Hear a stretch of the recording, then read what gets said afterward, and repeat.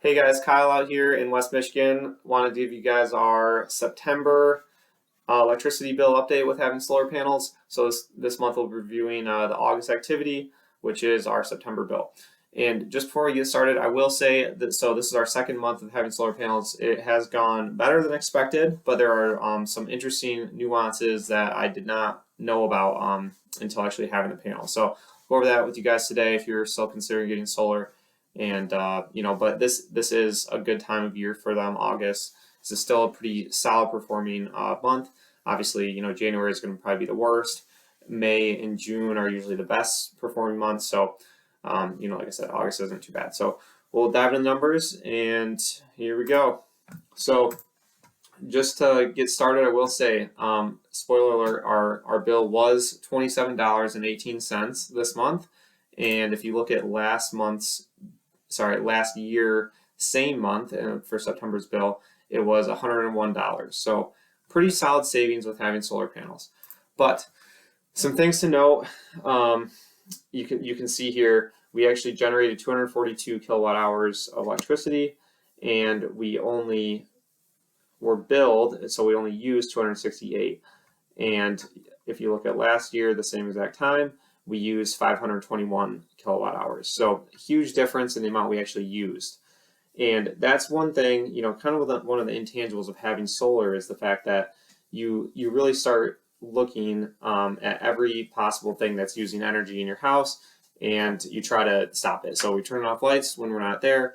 We're using electricity outside the hours at 2 and 7 p.m., which is what you're billed on with Consumers Energy. You're required to be on the distributed energy 2 to 7 peak power plan, and you get billed much less when you use electricity outside of the 2 to 7 range. So when we dive in electric bill here, like I said, 268 kilowatt hours we used. Only 3.6 kilowatt hours were used between 2 and 7 p.m. So that's really 1% of the bill, and those are probably just from the light switches being on. It's really very minimal in the month. So you get billed about 16 cents for on-peak energy and only 10 cents for off-peak energy, which is, like I said, most of it. The good news is when you're doing self-generated outflow with solar panels, if your house faces just a touch west, obviously it has to be facing east as well, but when it's facing a touch west, you'll get the best possible on-peak rate for solar panels. So 16 cents we're getting paid, 16 cents from Consumers Energy. We shouldn't say getting paid, getting a credit at 16 cents for 100 kilowatt hours, and off-peak was 142 kilowatt hours. So our house does face mostly east, so we don't get to take advantage of as much of that, but that's really one good thing when you can worry about using off-peak energy and then generating on-peak energy, so you're getting the best possible rate when you're generating electricity. Another interesting fact to note this month was the difference between the in-phase energy that is delivered from the app compared to our actual bill. So when you get solar panels installed, they give you an app that you can download. It tells you exactly how much energy you're generating. You can also do reports, and it will email them to you. So I took that report, emailed it to myself, and it comes in an Excel format. I just copy and paste it over to this Excel sheet to make it easier to view. And I did the exact same date range as what the bill is. So it's from 8/7 all the way to 8/30. So if I highlight the kilowatt hours that we actually generated according to the in-phase energy app, we end up with 321 kilowatt hours. And when we look at our bill, my bill, it's only showing that we generated 242. So there's really like an 80 kilowatt hour difference there. And I still, at this point, am not able to explain why there's that big of a difference. I wouldn't be surprised if there was like 40 kilowatt hours difference, but when it's 80, it's kind of surprising. So that might be something I'll look into in further videos here, either talking to consumers, talking to in-phase, seeing like why there is that big of a difference. Another big thing I wanted to share with you guys that I learned this month was the difference between distributed generation and net metering. So back in the day when solar panels were not nearly as popular, Consumers Energy offered net metering, and I believe that was up until 2020. They announced they're going to be phasing it out, I think, in 2018, but it didn't actually happen until 2020. And they switched over to distributed generation. And it's really easy to see the differences between those programs when you look at the bill here. So now, obviously, we're after 2020, we're in 2023, so I'm on distributed generation. And you can see that in the bill here because I generated 242 kilowatt hours, but I used 268. So I actually am getting billed on the 268 electric charges, so I have to pay those no matter what. And that only came to a total of $27. Then this rest of it down here is actually an additional $26 that I'm getting charged for, of course, but I will only get credited for the amount of self-generated outflow that I have right here. It's only going to credit against the electric charges portion of the bill. So this other charges section will always exist no matter what with distributed generation. And that really is one of the worst parts about having the panels is the lowest my bill can ever be is $27.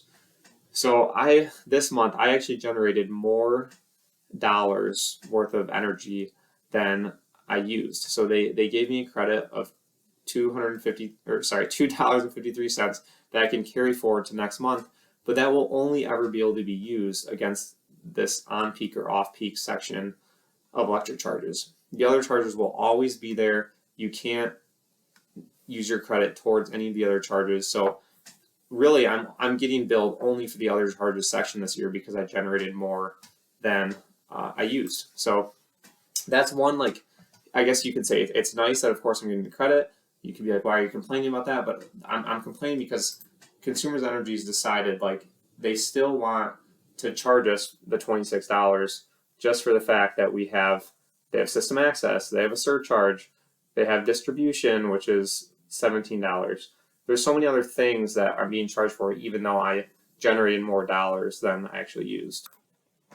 And to highlight this fixed cost differential here, I wanted to show the different levels of electricity that you could be using and what percent of your bill is still fixed, meaning it's variable in the sense that you can't, that it actually is influenced by the amount of kilowatt hours you're using, but it's fixed in the sense that your credit can't be used towards those charges. So you can see this month I used 268 kilowatt hours. So if we look at the chart here, somewhere in between this 200 and 300 range, we'll just say 300 to make it easy. So that would bring our subtotal down to $30.64. You can see mine was about 27, so it's kind of lining up. And at that level of usage for kilowatt hours, the percent of my bill that is actually fixed cost that I can't use the credit towards is 50%. So that makes sense. You can see here if I didn't have the solar panels on the roof, I would have ended up paying about double this amount. So half would be variable, half would be fixed. End up being with the tax included and probably about $60. So instead it was $27. But solar panels get much more advantageous the more energy you're actually using. So I did a quick Google search, how much kilowatt hours are people actually using in Michigan on average. It was right around 880, maybe 850. So I just did a little highlight of the 900 kilowatt hours just to do as a good example. So as you can see, your bill, with solar panels, if you had them on, could potentially be around $75. And that would be if you had a system that was big enough to actually take out all of the usage you had. So it would have to generate about 900 kilowatt hours if you use that much. So you'd still be left with paying around $74. But the good news is, as you go on further in this graph here, you're only having 44% of your bill that's like fixed. So, around 60% you can actually get back as solar credits, which is great. So I did go a little off track, and I was telling you guys about distributed generation. So I was never around when they had the net metering program, and I can't find lots of good details on what it actually was perfectly. But the best I can understand from doing research on it was that you actually were able to take a net between what you used and what you generated, and then you would be billed in this other section based on the difference. So we have 242 that I generated, 268 that I use, you take the difference of that, ends up being about 30 kilowatt hours. So then this other charger section, I believe, would have only been 30 kilowatt hours times the rates. So when you do that, you end up with an insanely small bill. You could have like a $5 bill, $6 bill. And it was just so much more beneficial for people that were actually getting solar panels at that time. So that is one big negative of the way Consumers Energy decides to bill. It really has nothing to do with how the solar panels are working. They're working great. They're actually working better than expected, but it all comes down to how is your energy company actually billing you. And not to call out Consumers too much here, but they are a publicly traded company. Obviously, they have shareholders they're trying to make money for. They're very heavily regulated, so who's to say how much they can actually go on their own will of charging customers lots of extra money? I don't know, but that will hopefully come in other videos and I can give more details on that. But as far as this month goes, $27 bill, not too bad. But when we look at the total summary here, you can see that I have the $27 bill up here. I have to pay the $86 payment. That's with interest right now. We've decided not to pay them off at this point. Once we know they're working good, we probably will. But we have the $86 plus the $27 equals this month total cost of $113. This month's bill without having solar panels would have only been about $60. So in this particular case, without paying the solar panels off and paying lots of interest on them right now, we ended up paying an extra $53.47 than we would have without having solar panels. So that doesn't look great. I know that's two months technically in the negative, but what this calculation doesn't take into account is the fact that you are actually adding value to your house. So instead of renting your energy is actually being put into an asset, which is the solar panels, and they were purchase price was about $16,697. Once you get the federal incentive, they only end up being around $12,000. And you'll end up getting about half that in equity. So it's really only about $6,000 that you're paying off. And then if you didn't actually pay the 7% interest every month, it's going to be a much quicker payoff. And I also did another interesting calculation, just a loan amortization schedule. And if the loan was actually at a 3% interest rate, the payment would drop from $86 to $55. Obviously, we're out here in 2023 where rates are crazy right now. Can't even afford to get a house at some of these rates for most people, including myself. So that 3% is definitely something that's kind of unattainable at this moment. But if rates somehow did go back down, it is nice to see that the payment of $55 would be much more attainable. In that case, I'd only be paying an extra $20 a month, and I would still be adding value to my house. And the payoff point would be much quicker. So I'll do another video that talks about the actual ROI, but right now we're looking about to be that 12-13 year range. We'll see how that changes as time goes on, and I'll do a much more detailed analysis of how that ROI calculation breaks down.